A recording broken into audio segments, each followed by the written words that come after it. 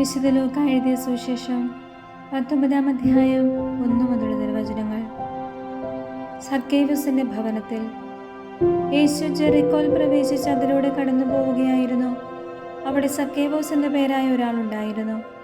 അവൻ ചുങ്കക്കാരെ പ്രധാനനും ധനികനുമായിരുന്നു. യേശു ആരെന്ന് കാണാൻ അവൻ ആഗ്രഹിച്ചു.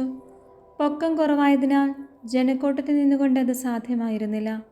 യേശുവിനെ കാണാൻ വേണ്ടി അവൻ മുൻപേ ഓടി ഒരു സിക്കമോർ മരത്തിൽ കയറിയിരുന്നു. യേശു അതിലെയാണ് കടന്നു പോകാനിരുന്നത്. അവിടെ എത്തിയപ്പോൾ അവൻ മുകളിലേക്ക് നോക്കി പറഞ്ഞു, സക്കേവൂസ്, വേഗം ഇറങ്ങി വരിക. ഇന്ന് എനിക്ക് നിന്റെ വീട്ടിൽ താമസിക്കേണ്ടിയിരിക്കുന്നു.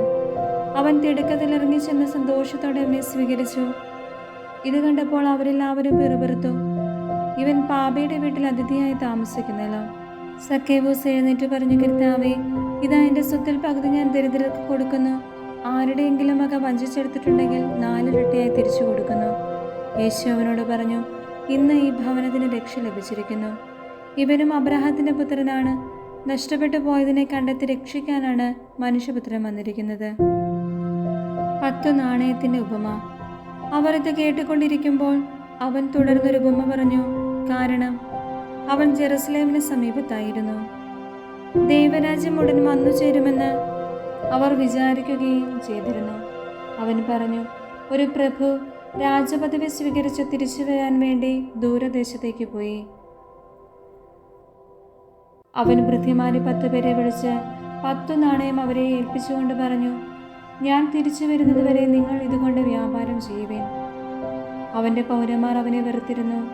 ഈ മനുഷ്യൻ ഞങ്ങളെ ഭരിക്കുവാൻ ഞങ്ങൾ ഇഷ്ടപ്പെടുന്നില്ല എന്ന നിവേദനവുമായി അവർ ഒരു പ്രതിനിധി സംഘത്തെ അവന്റെ പിന്നാലെ അയച്ചു.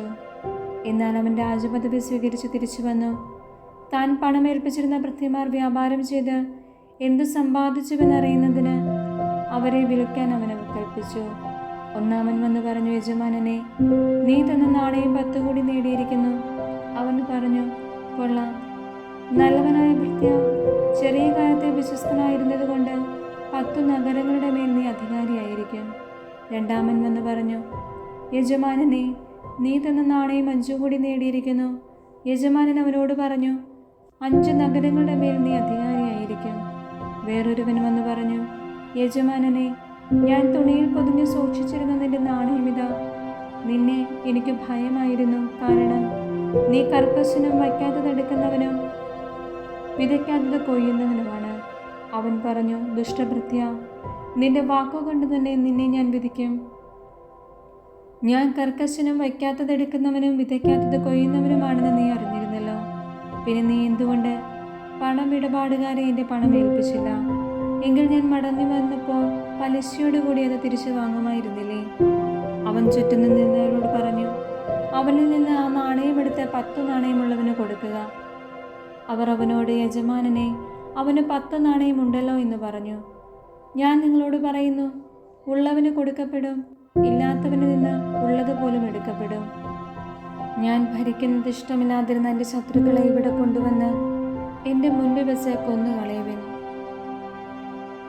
ജെറുസലേമിലേക്ക് രാജകീയ പ്രവേശം. അവനിത് പറഞ്ഞതിന് ശേഷം ജെറുസലേമിലേക്കുള്ള യാത്ര തുടർന്നു.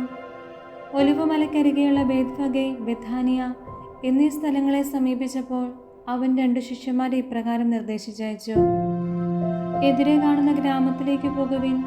അവിടെ ചെല്ലുമ്പോൾ ആരും ഒരിക്കലും കയറിയിട്ടില്ലാത്തൊരു കഴുതക്കുട്ടിയെ കെട്ടിയിരിക്കുന്നത് കാണും. അതിനെ അഴിച്ചുകൊണ്ടുവരിക. നിങ്ങൾ അതിനെ അഴിക്കുന്നത് എന്തിനെന്ന് ആരെങ്കിലും ചോദിച്ചാൽ കർത്താവിന് അതിനെ കൊണ്ട് ആവശ്യമുണ്ടെന്ന് പറയുക. അയക്കപ്പെട്ടവർ പോയി യേശു പറഞ്ഞതുപോലെ കണ്ടു. അവർ കഴുതക്കുട്ടിയെ അഴിക്കുമ്പോൾ അതിനുടമസ്ഥർ അവരോട്, നിങ്ങൾ എന്തിനാണ് കഴുതക്കുട്ടിയെ അഴിക്കുന്നത് എന്ന് ചോദിച്ചു. കർത്താവിന് ഇതിനെ കൊണ്ട് ആവശ്യമുണ്ടെന്ന് അവർ പറഞ്ഞു. അവർ അതിനെ യേശുവിൻ്റെ അടുക്കൽ കൊണ്ടുവന്നു. തങ്ങളുടെ വസ്ത്രങ്ങൾ കഴുതക്കുട്ടിയുടെ പുറത്ത് വിരിച്ച് അവർ യേശുവിനെ ഇരുത്തി. അവൻ കടന്നു പോകുമ്പോൾ അവർ വഴിയിൽ തങ്ങളുടെ വസ്ത്രങ്ങൾ വിരിച്ചു. അവൻ പട്ടണത്തോടടുത്ത് ഒലിവുമലയുടെ ചെരുവിന് സമീപത്തെത്തിയപ്പോൾ ശിഷ്യഗണം മുഴുവൻ സന്തോഷിച്ച് തങ്ങൾ കണ്ട എല്ലാ അത്ഭുത പ്രവൃത്തികളെയും പറ്റി ഉച്ചത്തിൽ ദൈവത്തെ സ്തുതിക്കാൻ തുടങ്ങി. കർത്താവിന്റെ നാമത്തിൽ വരുന്ന രാജാവ് അനുഗ്രഹീതൻ, സ്വർഗത്തിൽ സമാധാനം, അത്യുന്നതങ്ങളിൽ മഹത്വമെന്ന് അവർ ആർത്തു വിളിച്ചു. ജനക്കൂട്ടത്തിലുണ്ടായിരുന്ന ചില ഫരിസേയർ അവനോട് പറഞ്ഞു, ഗുരു, നിന്റെ ശിഷ്യന്മാരെ ശാസിക്കുക. അവൻ പ്രതിവചിച്ചു, ഇവർ മൗനം ഭജിച്ചാൽ ഈ കല്ലുകൾ ആർത്തു വിളിക്കുമെന്ന് ഞാൻ നിങ്ങളോട് പറയുന്നു. അവൻ അടുത്തു വന്ന് പട്ടണം കണ്ടപ്പോൾ അതിനെക്കുറിച്ച് വിലപിച്ചുകൊണ്ട് പറഞ്ഞു, സമാധാനത്തിലുള്ള മാർഗങ്ങൾ ഈ ദിവസത്തിലെങ്കിലും നീ അറിഞ്ഞിരുന്നെങ്കിൽ. എന്നാൽ അവ ഇപ്പോൾ നിന്റെ ദൃഷ്ടിയിൽ നിന്ന് മറയ്ക്കപ്പെട്ടിരിക്കുന്നു. ശത്രുക്കൾ നിനക്ക് ചുറ്റും പാളയമടിച്ച് നിന്നെ വളയുകയും എല്ലാ ഭാഗത്തു നിന്നും നിന്നെ ഞെരുക്കുകയും ചെയ്യുന്ന ദിവസങ്ങൾ വരും. നിന്നെയും നിന്റെ മക്കളെ നശിപ്പിക്കുകയും നിന്നിൽ കനിൽമേ കല്ല് ശേഷിക്കാതിരിക്കുകയും ചെയ്യും. എന്തെന്നാൽ നിന്റെ സന്ദർശന ദിനം നീ അറിഞ്ഞില്ല. ദേവാലയ ശുദ്ധീകരണം.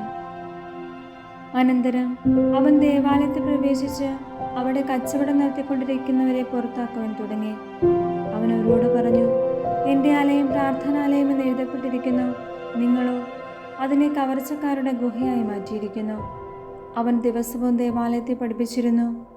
പുരോഹിത പ്രമുഖന്മാരും ദൈവജ്ഞരും ജനപ്രമാണികളും അവനെ നശിപ്പിക്കാൻ മാർഗം അന്വേഷിച്ചുകൊണ്ടിരുന്നു. എന്നാൽ അവർക്കൊന്നും ചെയ്യാൻ കഴിഞ്ഞില്ല. കാരണം ജനങ്ങളെല്ലാം അവൻ്റെ വാക്കുകളിൽ മുഴുകി അവനെ വിട്ടുപോകാതെ നിന്നു.